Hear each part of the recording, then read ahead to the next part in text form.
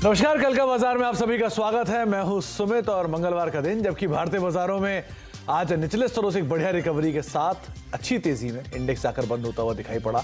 और आज heavy weight का दिन था, जिसमें रिलायंस, जिसमें टीसीएस, जिसमें HDFC bank, HUL, Larsen and Toubro, ये वो सब नाम थे जो कि आज पार्टिसिपेट करते हुए दिखाई पड़े। एक अच्छी तेजी इस पूरे स्पेस में रही। ब्रॉडर बेस मार्केट में भी खरीदारी रही और ब्रॉडर बेस मार्केट के लिहाज से करीब 1200-1300 शेयर तेजी में, 1500 शेयरों में बिकवाली रही। तो वहां बहुत ज्यादा फायरवर्क नहीं, लेकिन फ्रंट लाइन इंडेक्स के दम पे आज इंडेक्स जो है वो डे हाई पर जाकर बंद होता हुआ दिखाई पड़ा। आपके सवालों के जवाब दिलवाएंगे और हमारे साथ सरवेन श्रीवास्तव मौजूद होंगे आपके सवालों के जवाब देने के लिए। सरवेन जी से हम बातचीत करेंगे मार्केट्स को लेकर भी, लेकिन आपकी स्क्रीन पर एक माध्यम आएगा जिसके जरिए आप इस कार्यक्रम का हिस्सा बन सकते हैं। 7045220000 ये व्हाट्सएप नंबर है जिसके जरिए आप इस कार्यक्रम का हिस्सा बनिए, और साथ ही साथ आप सोशल मीडिया के जरिए भी इस कार्यक्रम का हिस्सा बन सकते हैं। एक आंकड़ा बाजार बंद होने के बाद जो आया वो था एफआई और डीआई का, किस तरह की आज बाइंग देखने को मिली या सेलिंग देखने को मिली।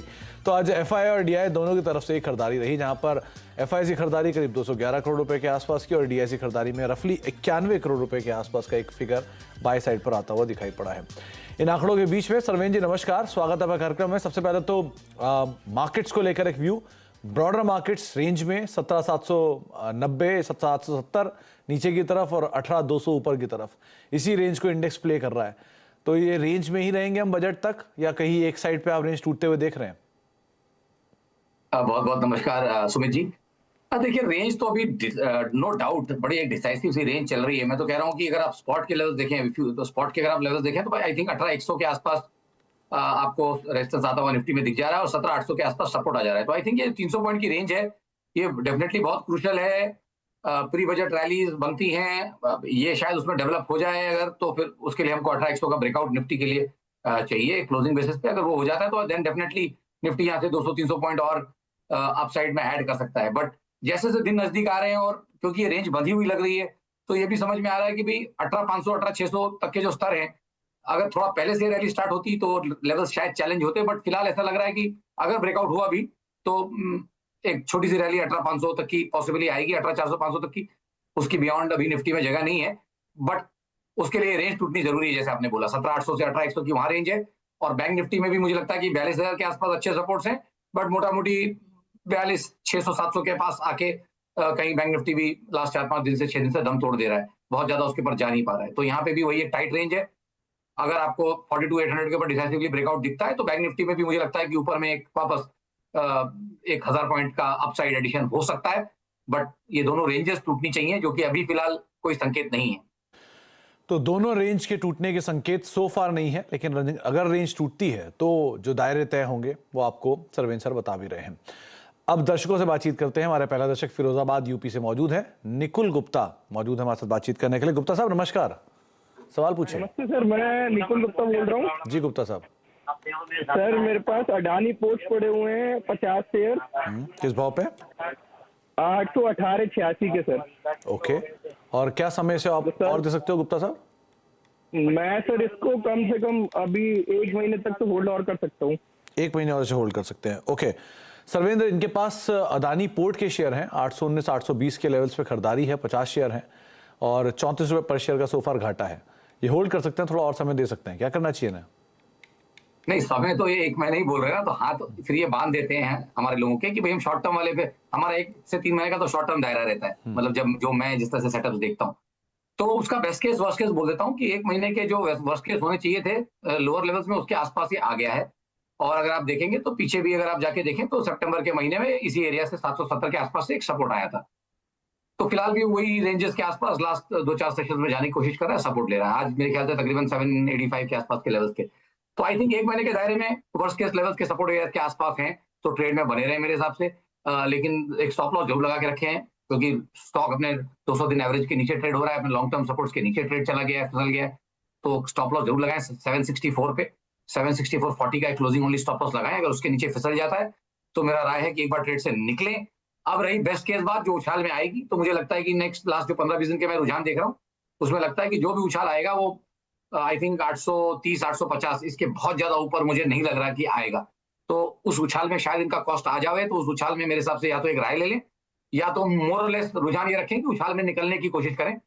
फिलहाल मुझे नहीं लगता कि बहुत ज्यादा स्टॉक में ट्रैक्शन अपसाइड में 850 के ऊपर जाएगा। तो 750 से 850 की रेंज है, लोअर एंड 750, अपर एंड 850, तो मेरे ख्याल से 850 के आसपास निकलने की कोशिश करें। 764 स्टॉप लॉस, 850 के आसपास निकलने की कोशिश करें, ये आपको राय दी गई है, आप उसको फॉलो कर सकते हैं।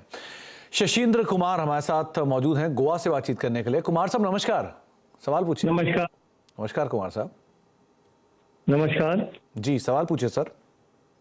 मेरे पास आईसीआईसीआई बैंक है 180 शेयर्स, किस भाव पे? अप्रोक्सीमेटली 890 के रेट पे जो है। ओके, और क्या टाइम फ्रेम है आपका इसमें कुमार साहब? टाइम फ्रेम ऐसा कुछ नहीं, I am a long term investor. Okay, तो सर्वेंद्र लॉन्ग टर्म इन्वेस्टमेंट है, देश की सबसे बड़ी प्राइवेट बैंक के अंदर 890 के दाम पर खरीदारी है, 180 शेयर है, क्या करना चाहिए ना? देखिए, अगर लॉन्ग टर्म इन्होंने बोल दिया है तो मैं तो ये मान के चलूंगा कि 12 महीने प्लस वाले मिनिमम वाले ये हैं। और ऐसे केस में जब आप कोई किसी भी लेवल से किसी भी चीज को टटोलते हैं तो 15-20% आइदर साइड दो तरफ मूवमेंट के लिए आप रेडी रहते हैं। तो अगर आपने 12-18 महीने से प्लस में इसको होल्ड करना है और यहाँ दायरे ये लग रहे हैं कि भाई अपना पिछला हाई ये जो है तकरीबन निकालेगा और फिर साइकोलॉजिकल 1000 के मार्क को भी रिटेस्ट उसको टेस्ट करेगा, उसको ब्रेक करेगा कि नहीं करेगा वो हम तब देखेंगे। बट थॉट यही रहेगा कि अगर 1000 का टारगेट है, 1000 प्लस का टारगेट है मेरा 12-18 महीने में, तो मैं यहाँ पे डेफिनेटली ट्रेड में बना रहूंगा क्योंकि मेरे पास दायरा अच्छा है यहाँ पे। और उस केस में मैं डेफिनेटली एक स्टॉप लॉस भी मेरे को लेके चलना पड़ेगा और वो मुझे दिख रहा है थोड़ा सा वाइड स्टॉप लॉस लेके चलना पड़ेगा क्योंकि कमाने की कोशिश तकरीबन 150 से 200 पॉइंट है। तो 75 पॉइंट्स यहाँ से अगर नीचे मैं देखूं, 870 के नीचे मैं जाके देखूं तो कहीं स्टॉप लॉस आएगा 794 के आसपास। 794.40 के स्टॉप लॉस से क्लोजिंग ओनली बेसिस से आई थिंक इनको ट्रेड में बने रहना चाहिए। जी, तो 790 एक स्टॉप लॉस आप मोटा मोटा रख लीजिए और क्लोजिंग बेसिस पे उसको ध्यान रखिएगा और उसके हिसाब से अपनी पोजीशन के अंदर बने रह सकते हैं। मेघा हमारे साथ मौजूद हैं जबलपुर से बातचीत करने के लिए। मेघा जी नमस्कार, सवाल पूछिए। नमस्कार सर। नमस्कार मैम। सर मेरे पास जीएनएफसी है, 250 शेयर्स हैं। ओके। 670 रेट के। ओके। तो अभी मैं क्या करूं, होल्ड करूं या सेल आउट कर दूं? मेघा जी वैसे क्या टाइम रखा है आपने अपनी पोजीशन में? 6 मंथ। 6 महीने के लिए। सर्वेंद्र 6 महीने का नजरिया, जीएनएफसी में इनका रुझान है, 100 रुपए पर शेयर घाटा है, क्या स्टॉप लॉस रखे कंसीडरिंग बजट सामने ही है? ये मेघा जी ने अभी ये गिरावट में लिया या कि इनके पास पहले से था? ये जरूर सवाल पूछना चाहूंगा। मेघा जी अगर आप सुन पा रहे हैं तो ये हाल के फॉल में लिया या पहले से आपके पास है? पहले से था, 721 का था, फिर मैंने थोड़ा एवरेज किया। ओके, लेकिन तो वो आप 572 नीचे आ रहा। जी, तो सर्वेंद्र ये तो और क्रिटिकल सिचुएशन है, गिरते हुए स्टॉक को एवरेज किया है, क्या करना चाहिए ना? नहीं भाई, मैंने देखा कि तकरीबन 900-910 तक भी स्टॉक ऑलमोस्ट 900 के ऊपर जाके आया है, 910 तक जाके आया है स्टॉक। तो मुझे वही लगा कि प्रॉफिट में, अच्छे प्रॉफिट में थे, इन्होंने बुक नहीं किया, पॉसिबली मुझे वैसे ही थॉट आया। देखिए यहाँ मेरी थॉट यही है कि देखिए बजट का फ्लेवर रहता है, बजट के हिसाब से खेल लें इसको, तो इसको 10 दिन और दे दें, एक बढ़िया कंसोलिडेशन फेज में गया है स्टॉक। बट थॉट ये भी है कि अगर अपना पिछला इमीडिएट जो स्विंग लो अभी रखा है इसने गए महीने में, अगर उसके नीचे किसी कारण से फिसलता है, जो लेवल्स तो 520 के आसपास आ रहे हैं, जो लेवल्स हैं वही मैं बताऊंगा, 519-520 के आसपास जो इसने लोज रखे हैं, आई थिंक वो इसके लिए क्रिटिकल हो गए। अगर किसी कारण से वो 516 वाला लो यहाँ टूट जाता है, तब इसके ओवरऑल स्ट्रक्चर सारे खराब हो जाएंगे और फिर पॉसिबली 6-12 महीने के लिए अंडर परफॉर्मेंस आएगी। तो ट्रेड में बने रहे और टुवर्ड्स बजट एक बार वापस राय ले लें। डेफिनेटली उछाल में इनके प्राइस से थोड़ा ऊपर जाने की यहाँ पे गुंजाइश है, बट ये भी मैं बता दूं कि नेक्स्ट 6-9 महीने में मुझे नहीं लगता कि 650 को डिसाइसिवली क्लियर कर पाएगा। तो 6 महीने का बेस्ट केस मेरा 650 है। उछाल में मेरे ख्याल से इनका प्राइस से थोड़ा ऊपर जाएगा तो प्रॉफिट बुक करने की भी यहाँ पे जरूर चेष्टा करें, और अगर जरा भी डाउट है तो 1-आध महीने के बाद दोबारा राय ले लें। जी, तो आप बजट को देखें, उसके हिसाब से कॉल लें मेघा जी, और 650 बेस्ट केस सिनेरियो में सर्वेंद्र मान रहे हैं। जय कुंबानी हमारे साथ मौजूद हैं गुजरात से बातचीत करने के लिए। कुंबानी साहब नमस्कार, सवाल पूछिए। नमस्कार सर। नमस्कार। नमस्कार कुंबानी साहब। सर मेरे पास अभी बजाज फिनसर्व के 1495 के प्राइस पे 275 शेयर है। अभी जस्ट एक हफ्ते पहले ही मैंने परचेज किए हुए हैं एंड ऑलरेडी मेरे पास 1420 का कॉल भी है, उसके 8 लॉट अवेलेबल है अभी 23 प्राइस पे, वो भी मैंने परचेज किए हुए हैं। तो क्या है कि मैं लॉन्ग टर्म तो बजाज फिनसर्व में जा सकता हूँ 3 से 4 महीने के लिए, एंड कॉल ऑप्शन भी है, तो यही जनवरी मंथ की एक्सपायरी। अच्छा कुंबानी साहब, आपने कहा मैं आप लॉन्ग टर्म जा सकते हैं 3 से 4 महीने के लिए, ये लॉन्ग टर्म था आपका? Sorry, short term. Short term है, ओके ओके। तो सर्वेंद्र डबल पोजीशन है, एक तरफ इनके पास 1420 की कॉल भी है और दूसरी तरफ इनके पास कैश में भी शेयर है 1495 रुपए के दाम पर। 275 शेयर। तो अब डबल वैमी है, क्या करें? नहीं, आई थिंक बहुत ज्यादा ट्रेड इन्होंने उलझा लिया अपना यहाँ पे। मैं तो पहले तो यही देख के मुझे जितना समझ में आ रहा है कि इन्होंने ट्रेड बहुत उलझा लिया है। इन द मीन टाइम मैं इनके कॉल के प्राइसेस निकालने की कोशिश कर रहा हूँ। 1420 का कॉल बोला आपने, राइट? जी, 9 रुपया पहुंच गया ये 30 रुपए से या 20 रुपए से टूटते टूटते 9 रुपए आ गया। ओके, तो जी, तो देखिए कॉल साइड से तो अभी टाइम इनके पास बहुत कम रह गया है और 10 एक दिन में इन द मनी आएगा, बहुत ज्यादा डीप इन द मनी आएगा, ऐसा मेरा अभी रुझान नहीं है। तो यहाँ से जो भी छोटा लॉस बांध करके जो निकलना चाहें यहाँ पे या उछालों में निकलने की कोशिश करें। आई थिंक क्योंकि बहुत ज्यादा पोजीशन इन्होंने यहाँ ले ली है और जो कैश में इन्होंने स्टॉक ले लिया है वो तो चलो इनके पास डिलीवरी आ गई है, वहाँ उतना इशू नहीं है।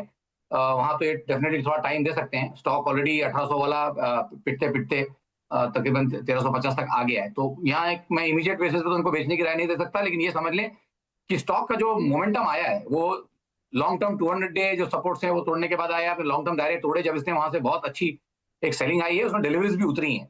तो अब इसके लिए 1580 1600 निकालना इन द नेक्स्ट 3-6 मंथ जो ये बोल रहे हैं, जो इनका टाइम फ्रेम है, ये 3-6 महीने हमारे लिए शॉर्ट टू मीडियम टर्म रहता है। तो शॉर्ट टू मीडियम टर्म दायरे में मुझे लगता है कि बेस्ट केस में इसको 1580 निकालना, 1550-80 बड़ा मुश्किल होगा नेक्स्ट 3-6 महीने में। तो सेल ऑन राइज की स्ट्रेटेजी बना के रखें और फिलहाल कॉलों में से भी निकलने की कोशिश करें। वीक स्टॉक हो गया है ये मेरे हिसाब से अभी। सेल ऑन राइज आपकी रणनीति, और अपनी जो, क्योंकि आपने ओवर एक्सपोज्ड हैं आप एक ही स्टॉक में और एक ही तरह से, यानी कि आप लॉन्ग भी हैं और कॉल्स भी ले रखी हैं, तो आप ओवर एक्सपोज्ड हैं, उसको थोड़ा कट डाउन करने की कोशिश करें, वो ज़्यादा बेटर है। प्रदीप कुमार हमारे साथ मौजूद हैं कर्नाटका से बातचीत करने के लिए। कुमार साहब नमस्कार, सवाल पूछिए। कुमार साहब सुन पा रहे हैं आप? चलिए, शायद संपर्क नहीं हो पा रहा, लेकिन LIC को लेकर इनका सवाल है। करीब 300 शेयर हैं और 904 रुपए के दाम पर खरीदारी है। सर्वेंद्र, मेरे ख्याल से ये IPO के एक्चुअल इन्वेस्टर हैं जहां पर इन्होंने खरीदारी कर रखी है, और ये कुछ पॉलिसी डिस्काउंट और बाकी डिस्काउंट मिलाने के बाद इनको ये दाम बैठ रहा है। तो 300 शेयर हैं और बड़ी क्वांटिटी में इन्होंने उस समय पर ये शेयर लिए हुए हैं। LIC 700 रुपया, 200 रुपये पर शेयर घाटा है, क्या करें? देखिए यहाँ पे सुमित जी डेटा तो बहुत कम है, बट जो अभी करंट लास्ट 3 हफ्ते के सेटअप्स बने हैं वो उतने बुरे नहीं है और इनकरेजिंग है इन द सेंस। तो एक चीज तो लग रही है कि वो जो 600 के 580-600 के रेंज में जो हम गए, 600 के नीचे जो हम जाके आए, उन एरियाज में कहीं एक short to medium term bottom बनने की पूरी गुंजाइश है।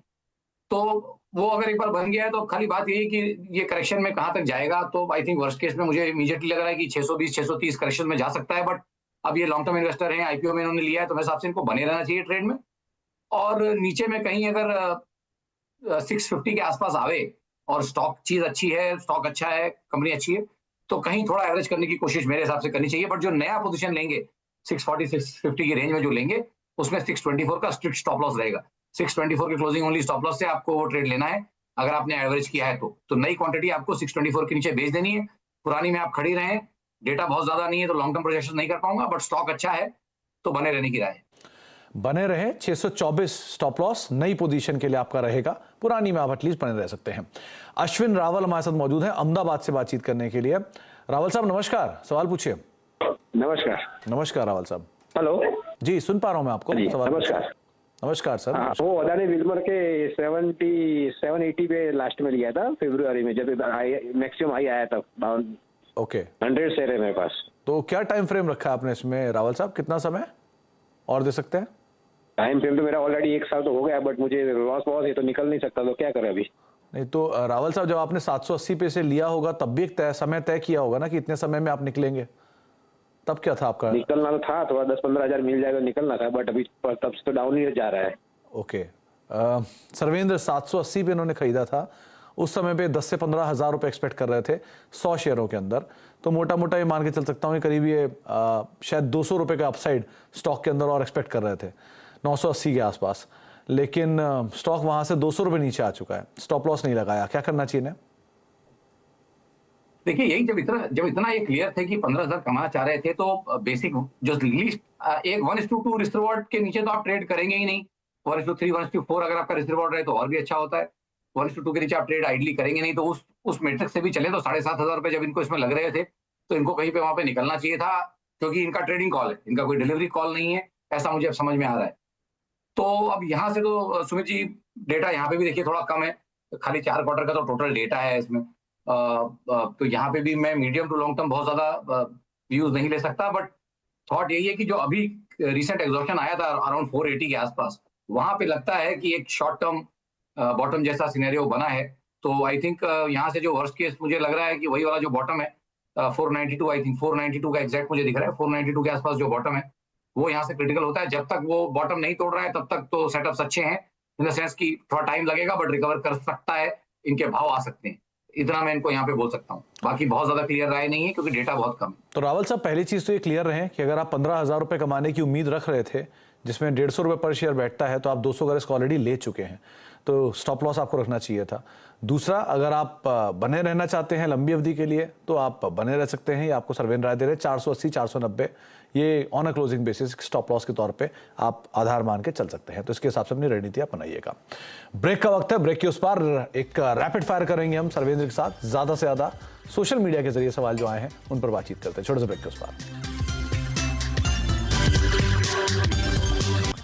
आप देख रहे हैं कल का बाजार। सरवेन श्रीवास्तव हमारे साथ मौजूद हैं जो कि आपके सवालों के जवाब दे रहे हैं, और अब सरवेन से एक फटाफट रैपिड फायर के जरिए ज्यादा से ज्यादा सवालों को शामिल करने की कोशिश करते हैं। सरवेन, सबसे पहला सवाल, आज का सबसे चहेता या सबसे ज्यादा बहुचर्चित स्टॉक नायका को लेकर 1000 शेयर हैं 132 रुपए के दाम पे। रवि भटनागर साहब पूछ रहे हैं क्या करना चाहिए स्टॉक में, स्टॉक ऑलरेडी ऑल टाइम लो पर है। देखिए, लिमिटेड डेटा है, स्टॉक कंटिन्यूस तो लोअर टॉप लोअर बॉटम में जा रहा है, तो ट्रेंड डाउन ही है। तो यहाँ तो ध्यान यही रहेगा कि भाई अगर किसी के पास है तो रुझान खराब है, बेच के निकले।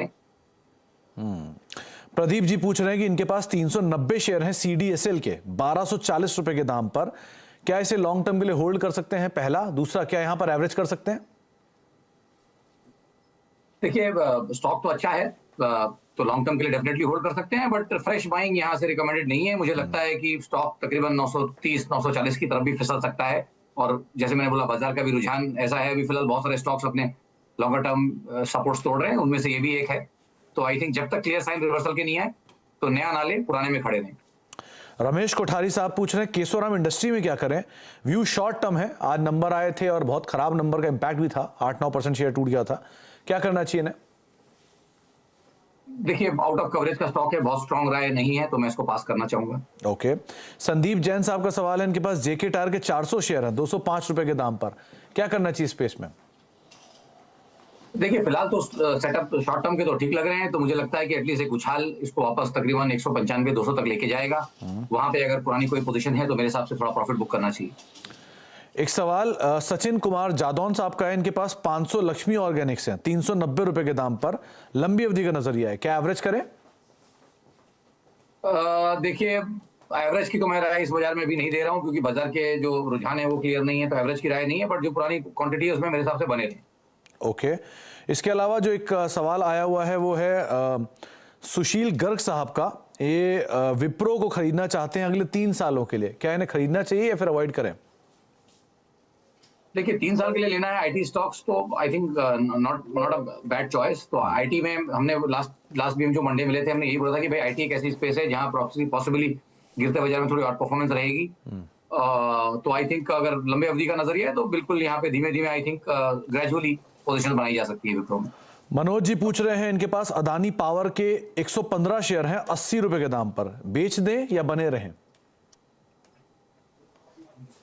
देखिए, अब तो नीचे के भाव से लेके खड़े हैं, तो इनका तो पैसा डबल हुआ था, इनको आधी क्वांटिटी तो पहले ही बेच देनी चाहिए थी। अब काफी देर खड़े रह गए, तो यहाँ से तो नहीं बोलूंगा बेचने के लिए, यहाँ से तो एक उछाल लग रहा है कि आ सकता है, बट वो 320-325 का जो उछाल आए उसमें मेरे हिसाब से आधी क्वांटिटी बेचनी चाहिए। सौम्या जी का सवाल है, इनके पास डिक्सन टेक है 4500 रुपए के एवरेज पर, और LNT टेक है 4300 के एवरेज पर, क्या ये और एवरेज करें? LNT टेक बोला आपने? LNT टेक और डिक्सन टेक। डिक्सन तो मैं कंप्लायंस की वजह से पास करना चाहूंगा, LNT में देख लेता हूँ जी। आई थिंक यहाँ पे माइंड ट्री में इनको बने रहना चाहिए, आई थिंक यहाँ तो इनको बने रहना चाहिए। और जैसे मैंने बोला, आईटी स्पेस ऐसा स्पेस है पॉसिबली जहाँ पे लंबी अवधि में निवेश करेंगे तो पैसे बन सकते हैं। ओके, ये LNT टेक की बात कर रहे थे, LNT इन्फोटेक की नहीं। तो सर्वेंद्र, LNT टेक को लेकर राय क्या आपकी? अच्छा, मेरे पास पहले माइंड ट्री स्लैश हुआ इसलिए मैंने वो देख लिया जी। LNT टेक, LTTS जी। कोड, आजकल कोड्स के बड़े कंफ्यूजन है, पीसीआर से रिक्वेस्ट है कि करेक्ट कोड अगर फ्लैश करेंगे तो मेरे को भी देखने में ज्यादा आसानी होगी। चलिए, अच्छा, I think यहाँ जी, जाते जाते एक सोनाटा सॉफ्टवेयर पे और राय दीजिए। अरूप कुमार साहब का सवाल है, ये क्या करें?